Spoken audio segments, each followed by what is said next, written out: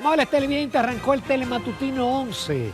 Mitad de semana, como siempre, agradecidos del apoyo que ustedes nos brindan a ese público inteligente y racional. Buenos días a todos. Buenos días, Jacqueline Morel. Hola, Ramón, muy buenos días. Buenos días, República Dominicana. Comienza Telematutino 11, estamos a mitad de semana. Como siempre, un gusto estar con ustedes y comentarles la actualidad, los temas importantes del país y del mundo. Muchas cosas importantes en el país. Qué bueno ser testigo de lo que está ocurriendo y comentarlos con todos ustedes. Hoy nos acompañará el ingeniero Carlos Peña, quien preside el Partido Generación de Servidores, pastor, ingeniero. Así que les invitamos, vamos a ver qué nos tiene que decir en torno a todo lo que está ocurriendo actualmente en la República Dominicana. Les damos la bienvenida con el deseo de que estén con nosotros en esta hora. Mira, Jacqueline, los que ejercemos la comunicación como tú y como yo y como muchísimos otros, que tratamos ese objetivo, que no somos mercenarios de los gobiernos y que decía, te recuerdo a Julio Ortiz, decía, sí, el sueldo moral de la televisión es, por ejemplo, cuando tú vas por la calle y una persona te dice, mira, no me pierdo tu programa, y te lo describe, mira, mándale saludo a Jacqueline.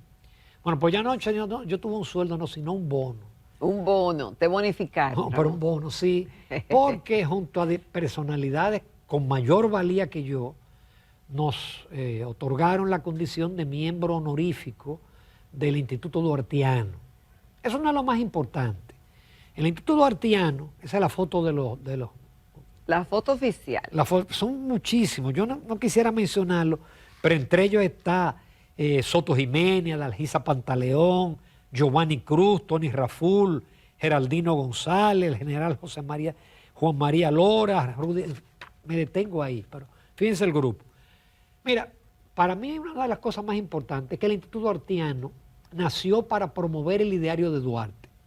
Pero como decía el propio Soto Jiménez, que habló en representación de todo, el doctor Wilson Gómez ha asumido el papel de la defensa de la soberanía, el cuestionamiento a la inmigración ilegal, a las parturientas. Y a otros temas también, que también tienen que ver con la soberanía y que ellos han erigido una voz en defensa justamente de la soberanía y de ese ideario duartiano. Y la analítica también constante, Ramón, de cómo se ha desvirtuado y Duarte como referente y también el ideario que no se ha cumplido. Exactamente. Ahí uno sintió el hervor patriótico con ese discurso de él. También Giovanni Cruz, dramaturgo, actor, hizo una magistral conferencia sobre el papel que jugó el teatro en la promoción de los ideales patrios y el papel de Duarte, porque a Duarte se le ha minimizado y Duarte era un gran estratega.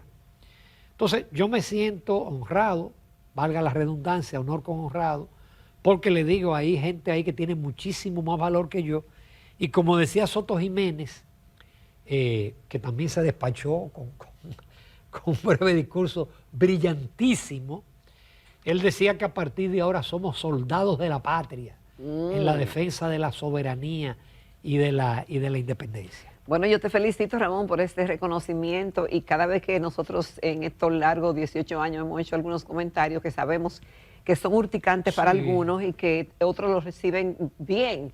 Y yo te he dicho muchas veces, enfoquen aquí, vayan aquí. Yo siempre te digo, Ramón, te están esperando en la esquina. ¿Te acuerdas? Te van a agarrar en la esquina porque a veces realmente tú has asumido, yo también, en cierta forma, en diferentes oportunidades, posiciones que sabemos que no son del agrado de algunos grupos y que hay gente que enardecida pueden hacer cualquier cosa, pero aquí estamos. Así que felicitaciones. Mira, por otro lado, dentro del ámbito de la reforma constitucional, ayer Alfredo Pacheco, que sabe lo que dice, porque Alfredo Pacheco es un veterano. Es un veterano querido por todas las bancadas, pero él sabe lo difícil que es aprobar una ley. Él dice que es inmanejable. 190 diputados, más 5 nacionales, más 7 de ultramar. Y está muy bien la reducción. La parte que no se acaba de entender es que tú reduces por un lado y aumentas por otro. Porque tú estás bajando, hay 190 diputados, 5 nacionales y 7 de ultramar, son 202. Entonces tú estás bajando los 190 a 110, está bien. Pero entonces aumenta los nacionales de 5 a 20. Entonces, ¿quedan en cuánto? ¿En Tú 125? quedas finalmente en ¿cuánto? En 137. Pero mira, sin embargo, ya comienzan a ver las interpretaciones. Porque dentro de esas mismas declaraciones de Alfredo Pacheco, presidente de la Cámara Baja, él dice que 175 legisladores, Un buen son- número. un buen número, pertenecen al PRM. Y habla de 190, no, es que él dice de 190 a 175, pero que el presidente está planteando 137. Sí, porque es que son los 110 por circunscripción, 20 nacionales, se suman de 5 a 20 y los 7 de ultramar. Por eso se llega al 137. Pero si tú lo de 20 lo dejas en 5, tú vas a tener 122. Pero con todo sumarían 137, pero Pacheco Sí. habla de 190 a 175. Ahí va a haber una fórmula intermedia porque Y también, mira, está el tema de que si esta modificación sería efectiva a partir del 2028 o del 2034. 32, sí, 32. 34, dice la prensa. Sí, pero eso es un error. Porque en la elección del 32, Entonces, que es donde se van a unificar pero las elecciones. mira el otro tema. Alfredo Pacheco también dice que los 175 legisladores pertenecientes o representantes del Partido Revolucionario Moderno han sido convocados por el presidente Luis Abinader para explicarle la reforma y explicarle básicamente lo de la reforma constitucional, 4 puntos fundamentales. Pero ya el propio Pacheco, que todavía no se ha conocido el caso, ¿verdad?, dice que él no está de acuerdo con que el procurador general dure 2 años, que la permanencia debe ser durante el periodo constitucional. Y todavía no ha llegado. Es decir, llegó no se ha producido la reunión con el presidente ni se ha debatido en la Cámara, por lo que se prevé que eso no será tan sencillo aún con las instrucciones que dé el presidente. Después de las reuniones con el presidente, ahí claro, hay que olvidarse de la independencia de los poderes, porque ahí caemos de nuevo. No, eso lo hemos dicho muchas veces. Sí, independencia de los poderes, bueno, el presidente va a bajar la línea y se va a aprobar lo que el presidente dice. Muy bien, está bien. Eso es lo que hay.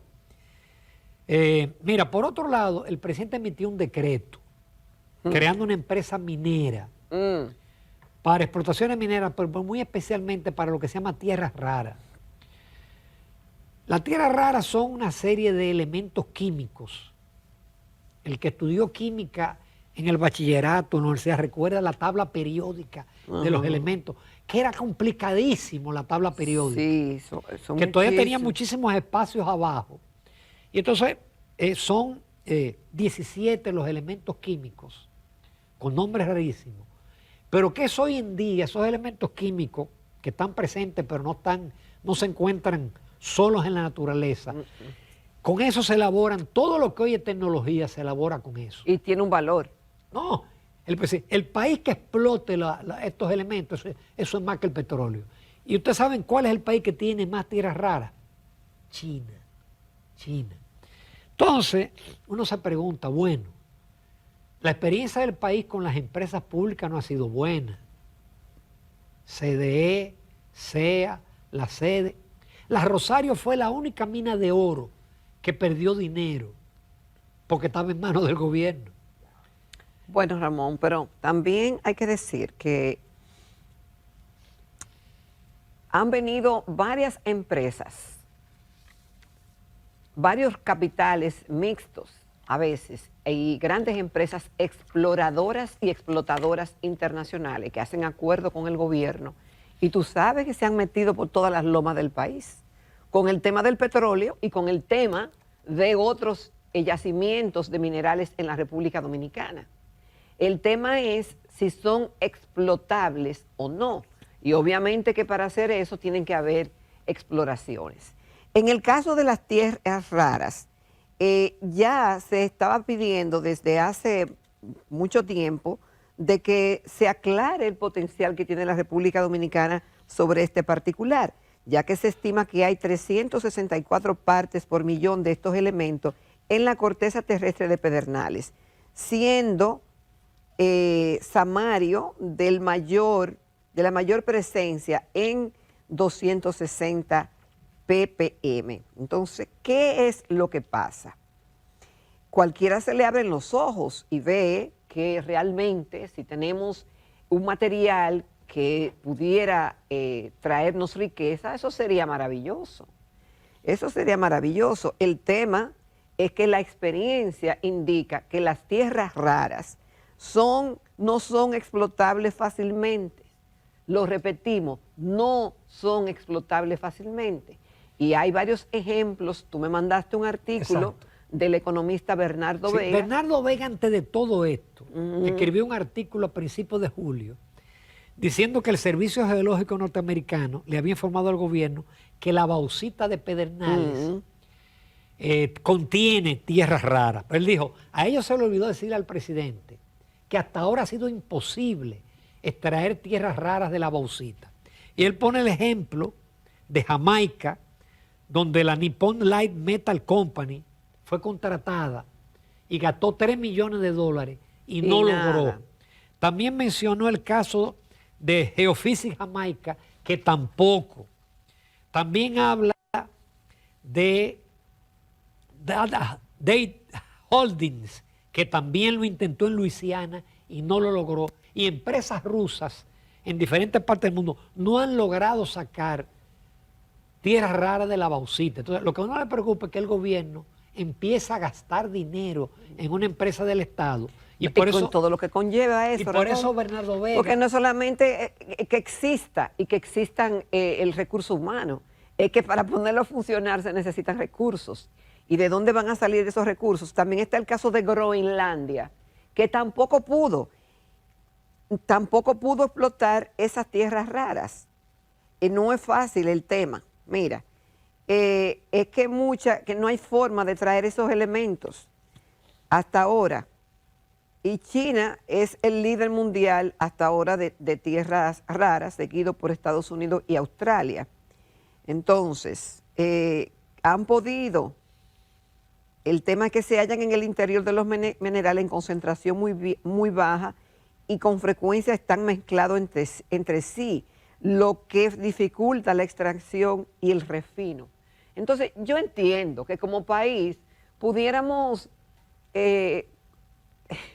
quizá estudiar, yo no sé si crear. Mira, darle la concesión a una empresa extranjera y que una empresa extranjera haga los estudios. Inclusive Bernardo Vega. Porque, ¿cuántas no han hecho los estudios, Ramón, aquí de petróleo y de cosas? Y se han guayado. No solamente eso, señores. Hay una mina de oro detectada en San Juan y todavía ningún gobierno se ha decidido no solamente a permitir la explotación, sino que se haga el estudio de impacto ambiental.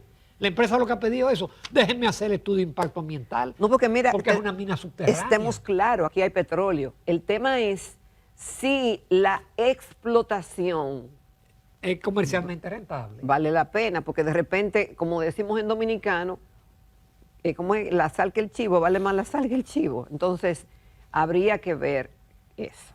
Hablábamos antes de iniciar el programa que Uchi Lora hace unos añitos, contigo y conmigo, hizo varios estudios conjuntamente con un geólogo de la existencia de petróleo en la República Dominicana, que ya en 1978 el expresidente, el fenecido presidente Antonio Guzmán Fernández, se emocionó tanto que anunció que en la República Dominicana, en Charco Largo había la existencia de petróleo. Hay petróleo, pero es explotable. El país después le puso Chasco Largo. Sí. Eso lo menciona Bernardo Vega en su artículo. Él le recomienda al presidente, mire, pídale al primer ministro de Jamaica que le mande el experto en bauxita de Jamaica para que él le explique la realidad de las tierras raras en bauxita. Mira, porque tenemos poco tiempo. Pero Uchi y yo hicimos una expedición, yo fui con Uchi a Burro en Asua. Mire, trajimos unas imágenes y sale. Trajeron unos potes de petróleo. Claro, trajimos petróleo, te trajimos potecito Sí, yo, de yo, regalo. yo creo que yo lo conservo por ahí todavía, el potecito con petróleo. Mira, ayer nosotros nos referimos a la ley de responsabilidad fiscal. Así es. Qué bueno, Jochi Vicente me la envió, el ministro, él no le gusta que yo le diga ministro, porque Jochi y yo tuvimos en una peña de economía. Amigos de Peña. Más de 10 años. Más, de esa peña han salido 3 ministros de este gobierno y de esa peña salió... Y todavía existe la Peña. No, creo que no. Yo Sí. llegué a un momento que no pude porque la peña te empieza a las 7 de la noche y termina a las 11. Y cuando la peña termina, entonces ahí vienen los tragos y la picadera y yo no aguanté. Pero Pero- vamos al tema de la Pero, responsabilidad en fiscal. esa peña estaba Magín, que fue director, estaba Bernardo Vega, estaba el difunto Fran Guerrero. Mira, ahí el que menos sabía de economía era yo. Pero eran, mira, todas estrellas. Jochi me lo envió en el programa y me dijo, léelo y hazme las observaciones. Y yo le escribí y él conversamos como media hora. Mira, en todos los países de América Latina hay esa ley de responsabilidad fiscal, pero con variantes. Yo ayer decía, bueno, ¿por qué no se usó como parámetro el déficit fiscal? Y no es ese el parámetro. No, es decir, en las Pareciera. diferentes leyes hay déficit fiscal, gasto, una cuestión que se llama balance estructural. Aquí se decidieron por uno, pero que es muy bueno, y es que el gasto primario, el nombre del gasto primario es sencillo, es todo el gasto del gobierno, pero usted saca el pago de intereses, porque los intereses es un gasto, pero es un gasto que no depende de usted. El gobierno paga intereses de deuda vieja y de su deuda que ha contratado. Entonces, ellos le ponen un techo al gasto, que es que no puede crecer cada año más de 3% más la inflación. ¿Qué significa eso? Que el presupuesto del año que viene, si se hubiera hecho así, el gasto no puede aumentar más de 7%. Pero a mí me gusta eso. Exacto, porque eso tiene la ventaja de que si tú limitas a 7% el gasto, pero el ingreso te aumenta 9, 10 o 12, entonces tú tienes una brecha que te permite ir reduciendo el déficit. Sí se aplica, porque el problema de la República Dominicana Ahí es voy. que se aplica la Ahí ley. voy. Si este gobierno la aplica, yo creo que sí, que vamos a la sostenibilidad fiscal y a la disminución de la deuda, sí se aplica. Bueno, justamente por ahí iba a iniciar mi comentario en el sentido de que tenemos muy buenas leyes, pero que no se aplican. Pero vamos a esperar que esta sea la excepción, sobre todo por la importancia que tiene y el compromiso que tiene el gobierno a través del ministro Vicente y también del presidente de la República. Y esta ley había sido una petición de expertos en la materia donde habían sugerido que tenía que haber una responsabilidad de parte de las autoridades. Y el propósito principal es identificar y registrar a los responsables de las gestiones de fondos públicos, asegurando de que se cumplan las normativas y las leyes fiscales correspondientes. Si se cumplen, y ahí volvemos, para no salirse de esos parámetros. Y la clave es que permite a las autoridades llegar a un control más efectivo de cuáles son las obligaciones y cuáles son las responsabilidades. Claro, la ley no garantiza la calidad del gasto. Lo que le pone es un tope y hay sanciones al que viole o los que violen ese tope. Pero si se aplica esa regla, se garantizará la sostenibilidad fiscal y la disminución de la deuda. Que aunque el gobierno dice que no es grande, no, la deuda es grande. ¿Cómo que sí es grande? La deuda es grande. Ahí, ¿por qué tú crees Y- que vamos a hacer la reforma? Nada más tú crees que es por... Es por la deuda. Bueno. Pero señores, no tenemos más tiempo. Pero Nos sí, vamos. No vamos, y no vamos a decir dos cositas. Hay un tema, un pequeño match. Bueno, está Qué bien. mira, bueno que salga al aire. rápidamente. Rápidamente. Celso Marrancini dijo que los problemas en Edesur se debió a que no compraron a tiempo y compraron unos transformadores que todavía no han llegado. Entonces Morrison salió y respondió, pero Celso no dijo eso. Él dijo, no, mi gestión fue transparente, no hubo corrupción.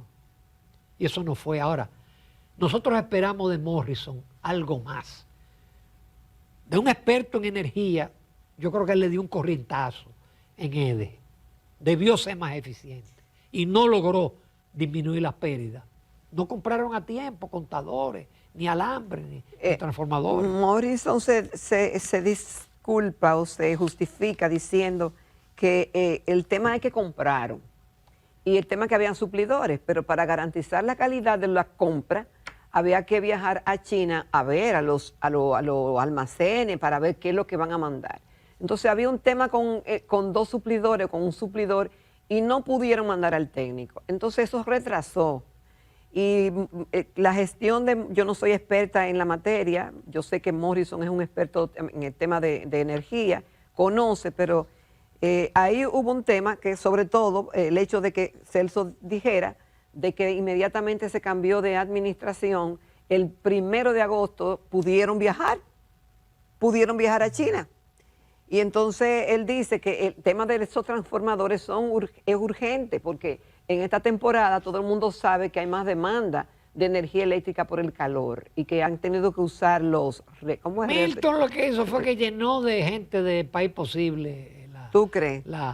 Ya comenzaron a limpiar, pero llenó eso de País Posible. Bueno. Señores, nos vamos a comerciales. No se pierdan la entrevista con el ingeniero Carlos Peña, quien es presidente del partido Generación de Servidores.